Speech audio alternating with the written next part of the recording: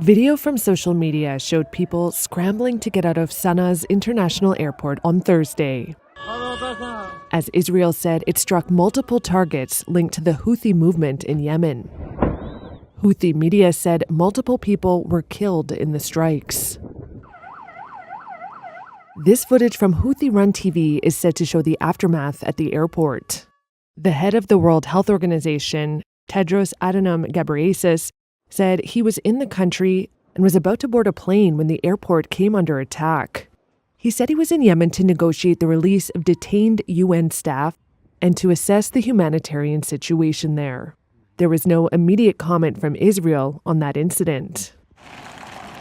In addition to striking the airport, Israel said it hit military infrastructure at ports on Yemen's west coast and power stations. This footage from the Houthi-run outlet is set to show some of the destruction at a power station. Israel's Air Force released this video, which it says showed fighter jets taking off to hit other Houthi military targets. There was no comment from the Houthis, who have repeatedly fired drones and missiles towards Israel in what they describe as acts of solidarity with Palestinians in Gaza. On Saturday, Israel's army failed to intercept a missile from Yemen that fell in the Tel Aviv-Jaffa area. More than a dozen people were injured. More than a year of Houthi attacks have disrupted international shipping routes, forcing firms to reroute to longer and more expensive journeys.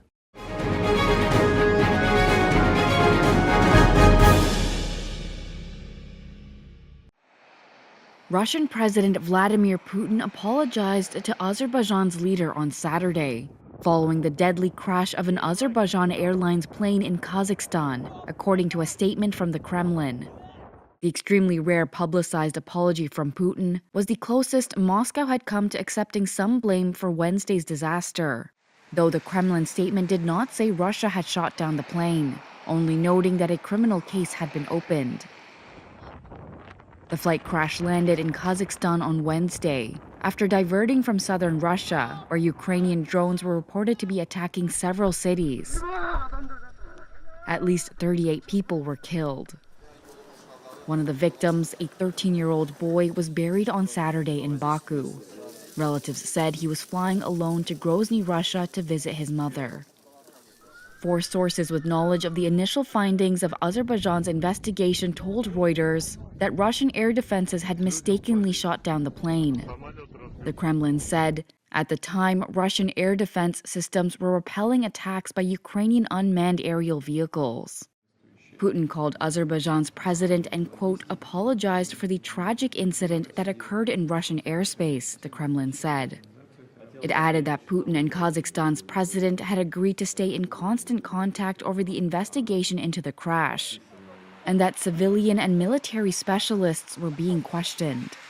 Ukrainian President Volodymyr Zelensky also said he called Azerbaijan to offer condolences. In a statement on social media, he demanded that Russia provide, quote, clear explanations.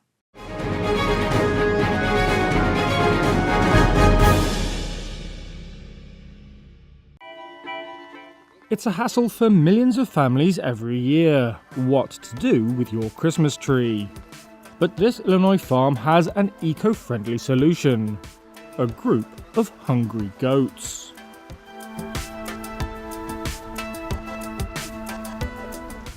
According to non-profit Seaside Sustainability, Americans dump nearly 15 million Christmas trees in landfill every year.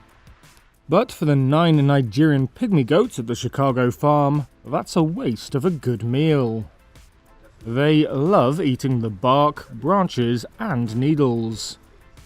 Michael DeVille is a farm ambassador for Urban Growers Collective. You know, you have a natural composter right here. It helps their digestive tract. It helps them to avoid parasites. And it's a way of getting rid of your Christmas tree and keeping your conscience clean, so you're not like littering or throwing it away. Urban Growers Collective says it is accepting any decoration-free pine Christmas trees. They are, it says, a nutritious snack for the goats, packed with vitamins A and C.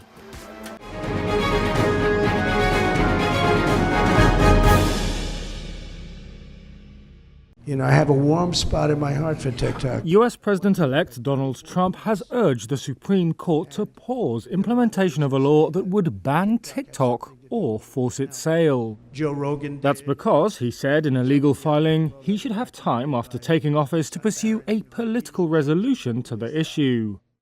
The law in question would require TikTok's Chinese owner ByteDance to sell the platform to an American company or face a ban. The US Justice Department has argued Chinese control of TikTok poses a continuing threat to national security. That position is supported by most US lawmakers. Free speech advocates, however, argue the law against TikTok evokes the censorship of authoritarian regimes. TikTok, which has 170 million US users, has previously said the Justice Department has misstated the company's ties to China. It and its parents have sought to have the law struck down. But if the court does not rule in their favour and no divestment occurs, the app could be effectively banned in the US on January 19th, one day before Trump takes office. In 2020, he sought to block the app and force its sale to American companies. But more recently, he has expressed a warm spot for TikTok. But TikTok had an impact. Trump met with TikTok CEO in December and has said he received billions of views on the social media platform during his presidential campaign. There was one poll that showed us.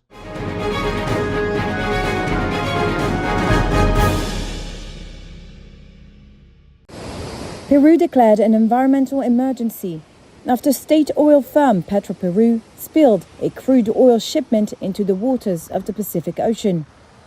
Petroperú, whose workers have been deployed in cleanup operations, has not disclosed the amount of oil.